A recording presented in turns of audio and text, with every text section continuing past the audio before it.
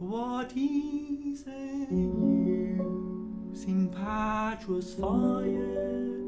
What is a maid thy son desire? The world backs on, a rose will bloom, it then will fade. So does the use, so does the fairest maid. Comes a time when one should smile, has its season for a while, then love's in love with me. Some may think only to marry, others it is and tarry. Mine is the very best parry, Cupid he rules us all. Caper, caper, sing me the song, this will come soon to harshness and long.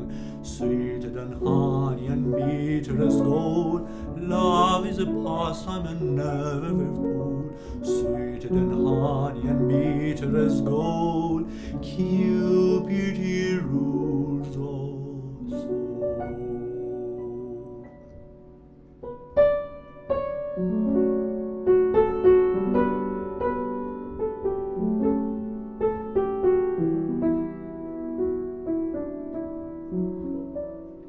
A rose will bloom, it then will fade.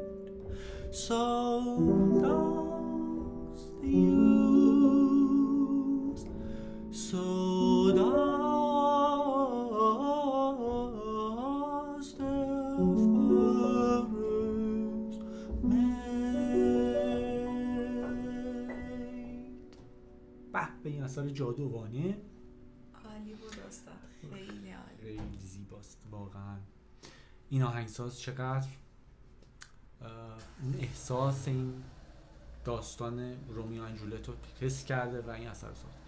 به قسمت اول این چکامه What is a youth به نظر من میخواد بگه که جوانی به اون سن و سال نیست، به زیبایی نیست، به اون تمنا و اشتیاقه که میگه What is a youth impetuous fire. تو بخش دوم که میگه که A rose will bloom it then will fade. هر چیزی که روزی شکفته میشه روزی هم پژمرده میشه. تو بخش بعدی میگه comes a time when one should smile. وقتی همه چی رو به راهه، عشق روی خودشو داره نشون میده. بعد اینجا میگه something only to marry. برخی عشق رو خیلی جدی میگیرن. other it is and tarry. برخی هم اونو دستمایه آزار دیگران و سرگرمی میکنن و میگه mine is the very best parry, Cupid he rules us all. گریز از عشق یه کار احمقانه است، چرا که عشق بر همه چیز فرمان رواست.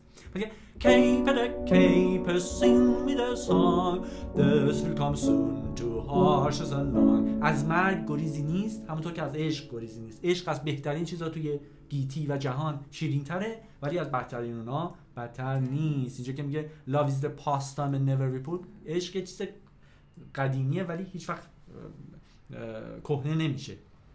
عشق بهترین احساسی که بشر تجربه کرده و درسته که جوونا به کهنسالی میرسن و شاید تو این دوران نوآوری‌های جدیدی هم داشته باشن، ولی عشقی که بر همه اونا پیروز میشه. کیوپید رولز اس آل.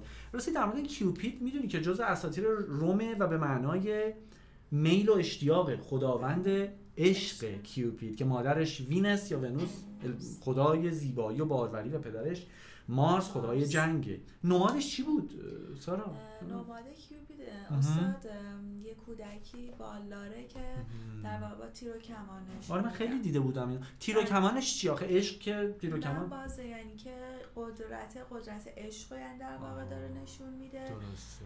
که میگه یعنی هیچ چیزی در مقابل نیروی عشق نمیتونه مقاومت کنه. درسته. بعد اون داستان سایکی که به معنای روحه، کیوپید و سایکی که اینا عاشق هم میشن، داستانش چی بوده؟ تو خوندی؟ اونم میگه که در واقع کیوپید زخمی سلاح خودش میشه و عاشق سایکی میشه. درسته. که بعد از سختی‌های بسیار به وصال هم میرسن و یه فرزند دختری به اسم شادی پلژر. در واقع روح و عشق همدیگه رو طلب میکنن و نهایتاً هم آره فرزند. خیلی سپاسگزارم که در این ویدیو سارای ارجمندم همکاری کردید. بسیار بسیار خرسند شدیم. خیلی محبت دارید.